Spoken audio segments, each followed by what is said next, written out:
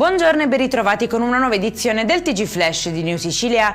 In apertura arrestato e trasferito in carcere un esponente del clan Mazzei, latitante dopo una condanna definitiva a oltre 13 anni per associazione mafiosa. L'uomo è stato rintracciato in un appartamento a Fiumefreddo di Sicilia nel Catanese durante un blitz della squadra mobile, in suo possesso documenti falsi e carte di credito. Denunciato un broker nell'Ennese per una truffa da migliaia di euro nel trading online. Raggirato un investitore con falsi profitti, la vittima aveva versato altri soldi per sbloccare i guadagni, poi spariti nel nulla, sequestrati circa 50.000 euro tra conti e immobili, contestato anche il reato di riciclaggio. Sanzionato dal Tribunale di Siracusa un avvocato dopo aver citato in giudizio sentenze della Cassazione in realtà inesistenti. Secondo i giudici il legale avrebbe utilizzato strumenti di intelligenza artificiale senza verificare le fonti, inserendo negli atti riferimenti giurisprudenziali non reali.